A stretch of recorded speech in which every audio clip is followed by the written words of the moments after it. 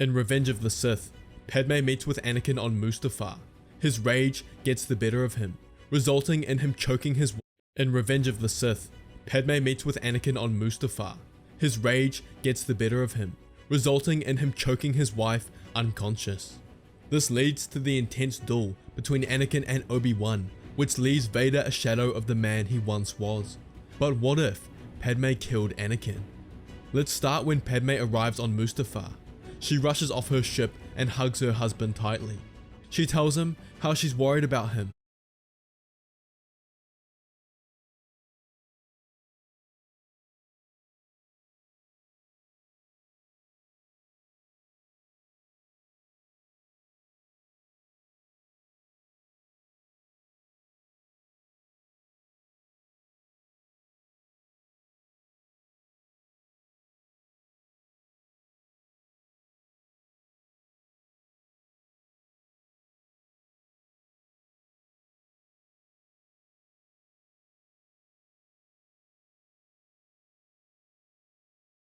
How Obi-Wan said he's done some terrible things.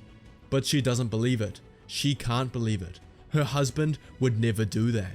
She looks up at her husband, waiting for him to deny what Obi-Wan says he's done. But he doesn't. He simply smiles and laughs, proclaims he's become the most powerful Jedi ever, and wants to rule the galaxy with her by his side.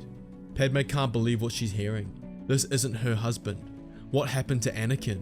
She pleads with him to run away with her whilst they still can, and raise the family they've always dreamed about. But Anakin refuses. Padme's heart is broken. She can't take this. How could Anakin do this to her? Their children. Her husband is gone. She can see it. Consumed by darkness. The man, Anakin Skywalker, is no more. She doesn't recognize the dark and disfigured person in front of her. Anakin would never do what this man has done and plans to do, and she must stop it. Whilst Anakin is distracted, gloating of his power, she grabs his lightsaber and turns it towards his body and ignites it, piercing his chest, whispering that she loves him. Anakin looks at her, wide-eyed, as he looks down at the sapphire blue blade piercing his chest. He collapses to the ground, and Padme holds up her head, tears rolling down her face. Anakin grabs her cheek and caresses it, apologizing and wiping away her tears as his head falls back and the light leaves his eyes. Obi-Wan rushes out and puts his arm around Padme. He stares down at his fallen apprentice, lifeless on the ground, and tears begin to well up in his eyes. He failed him, letting the dark side take control over him. He blames himself, but he can't focus on that now. Sidious would have sensed Anakin's death through the Force and will be making his way there now. Obi-Wan helps Padme up, who's completely broken, and carries Anakin's body to their ship. They head to Polis Massa, where they meet with Bail Organa and Yoda, who just escaped his duel with Sidious. They discuss what to do next.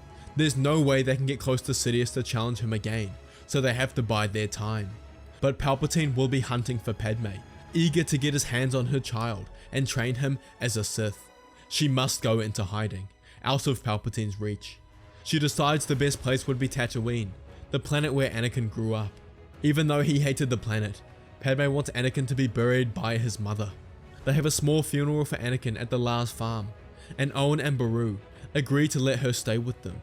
She gave birth to the twins in the quiet solitude of the desert, two innocent souls untouched by the darkness that consumed their father. Palpatine is furious about Anakin's death. His plans for the future of the Sith have been foiled. No longer can he pass the Sith Empire he created to his successor, Darth Vader. But there's still hope. Padme must be alive out there somewhere, and her child will have the same potential as her father. He must find her before it's too late. In the meantime, he contacts Darth Maul and offers for him to rejoin him by his side. Maul graciously accepts and becomes the leader of the Inquisitorius program. After dropping Padme off, Obi-Wan briefly meets with Yoda and Organa to plan ahead. Now with the twins, there is still hope for the Jedi Order. The children of Anakin Skywalker have the potential to be just as powerful as their father and could rival and surpass the Emperor. They plan to rebuild the Order, gather as many surviving Jedi as they can, and recoup. Obi-Wan explains how it will be impossible to conceal their presence from the Emperor, but Yoda has the perfect solution. They'll hide on Dagobah, a planet with an immense connection to the Force, but also a strong presence of the dark side that'll be able to mask out the light.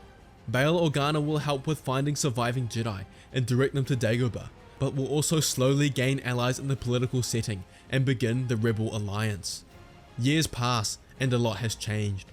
The Jedi Order has begun to rebuild, finding key surviving members: Oppo Rancisis, Caloran Beck, Coleman Kaj, Endo Cordova, Quinlan Voss, Cal Kestis, Caleb Doom, Ahsoka Tano, Gungi, Farron Barr, and many more. The Jedi Order has 23 members, many of which were powerful established Jedi Masters in the Old Temple. There was hope for the resurrection of the Order. The Masters were tasked with finding new Force-sensitive children to accept into the Order, as well as teach the current younglings and Padawans of the Order. They stay out of galactic affairs for the time being, leaving it all to Bail Organa, and focus on restoring the light side of the Force.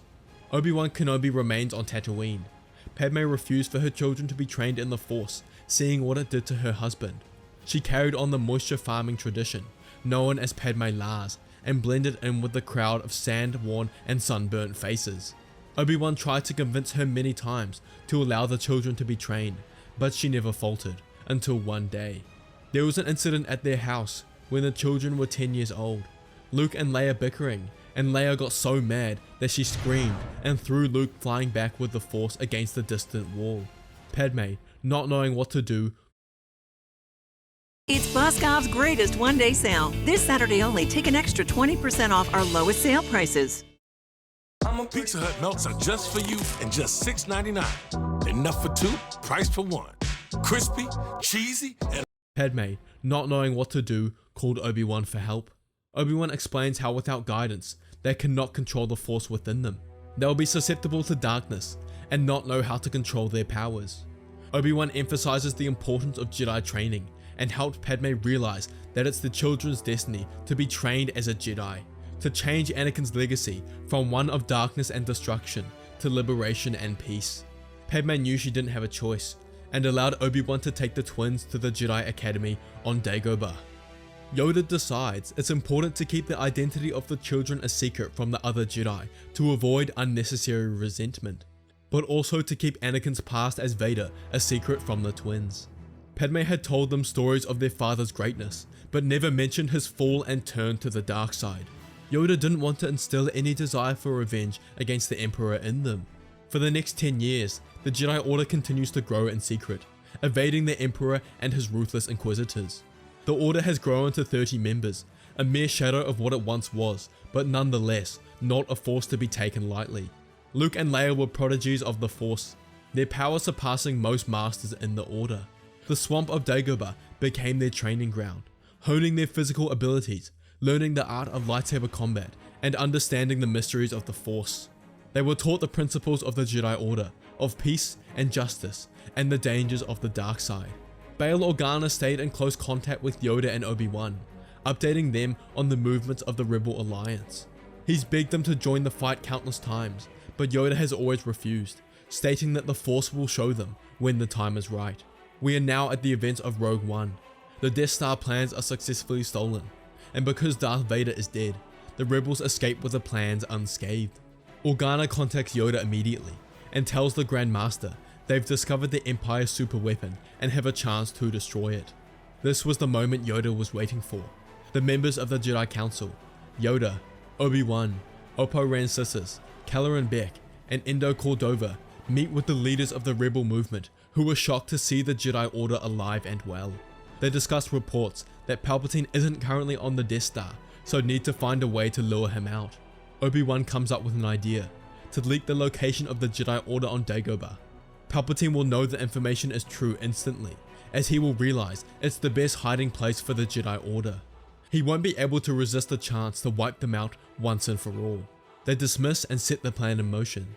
They use Jedi Knight Gungi to lure out the Inquisitors back to Dagobah, faking a message to the Council, as well as baiting them to put a tracking beacon on their ship. This is reported back to the Emperor himself, who sets the attack in motion. He sensed the Jedi were up to something in the last 10 years. It's been too quiet, and he knew they hadn't wiped them all out. The Imperial fleet arrives out of hyperspace, Emperor Palpatine leading the charge in the throne room of the Death Star. He's brought the entire Inquisitorius program, not taking any precautions. His apprentice, Darth Maul, sits next to him, eager to determine whether Kenobi is alive with the remnants of the Order. They advance on the planet, but Sidious senses something is wrong. He should be able to feel the presence of the Jedi Order, but he doesn't feel a thing until it hits him. The entire Rebel fleet comes out of hyperspace behind the Imperial fleet and catches them off guard. Many Imperial fleets are destroyed as the Rebel fleet advances. The Jedi are each situated in a single pod fighter and hold formation. They have the Death Star plans encoded in their ship, and only one of them needs to make it. They leave the Star Destroyers to the larger Rebel fleet, but have to deal with the TIE fighters. The Imperial fighters are no match for the Jedi, who run circles around them, shooting them down one by one. As the battle rages on, the Jedi pilots break off from the fleet, utilizing their mastery of the Force to guide them through the chaotic space. The Jedi fleet successfully make it to the Death Star trenches, dodging the fierce attacks from Death Star cannons and TIE fighters. Inside the Death Star, Palpatine senses their approach and understands the peril he faces. He orders his best pilots, and even Inquisitors, to stop the Jedi. Back in the trench, the Jedi are guided by the Force. Luke and Leia lead the charge, having inherited their piloting skills from their father. The other Jedi form a wall of defense around them, knowing they have the greatest likelihood of success in the twins. Out of nowhere, the Inquisitors enter the fray in their TIE Defenders, outclassing the other Imperial fighters, and they catch the Jedi off guard, focusing their fire on taking out a few and forcing the formation to crumble. The Inquisitors focus their attack on the Skywalker twins, as they can tell by the Jedi's formation that they're protecting those two fighters. Many Jedi give their lives in order to defend the Skywalkers from the Inquisitors' vicious bombardments. Palpatine runs for his escape craft, sensing the end is near, but he's too late. Luke and Leia lock onto the Death Star's weak point, guided by the Force, and release their proton torpedoes. The torpedoes arc away, disappearing into the Death Star's exhaust port. They scatter as a deafening explosion erupts, a shockwave extending from the heart of the Death Star, consuming Sidious and Maul. The Jedi fighters focus their attention on the less skilled Inquisitors and clean them up with ease.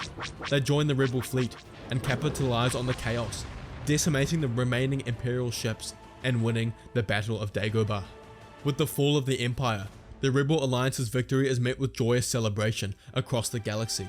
Democracy returns, and Bail Organa, alongside Mon Mothma, are elected as co-chancellors of the reinstated Republic. They address the entire galaxy in a broadcast from the ruins of the Jedi Temple on Coruscant, once a symbol of oppression under the rule of the Empire, and now a beacon of hope. When we met, I thought to myself, she must be heaven sent. Oh yeah. And now a beacon of hope. They pledge to restore the Republic to its former glory, to uphold democracy, and to respect the rights of every sentient being in the galaxy. Padme returns as Naboo Senator and lives close to her children on Coruscant. The pain of Anakin's betrayal still haunts her. However, her children redeeming the Force has brought her immense joy. Together alongside the key members of the Senate, they work to undermine the empire Palpatine created. On Coruscant, the Jedi Temple undergoes a comprehensive restoration. The vast, once decaying structure is rejuvenated and serves as the headquarters of the newly reformed Jedi Order, with guidance from Yoda, Obi-Wan, and the surviving Jedi Masters. Luke and Leia take up the mantle of leading the Jedi Order into a new era. Luke and Leia, after learning of their father, vow to uphold his legacy, honoring the great Jedi he once was, and vowing to maintain the balance of the Force. A new generation of Jedi initiates start their training, guided by the lessons learned from the Order's past. The Jedi are not warriors, but are diplomats and peacekeepers, maintaining harmony within the galaxy. Yoda revealed the identity of the Skywalker children to the rest of the Order, who were shocked at first, but were content with the fact that the twins have successfully avenged Anakin's sins. As the Republic solidifies its power, the remnants of the Empire are gradually eradicated. Some worlds that were once under Imperial control resist the change, but the Republic's diplomatic approach, backed by the peacekeeping Jedi, ensures the restoration of peace and democracy. Slowly but surely, the galaxy begins to heal. Trade routes are re-established, interstellar travel becomes safer, and prosperity begins to return. With the Jedi Order's resurgence and the restoration of the Republic, hope is renewed.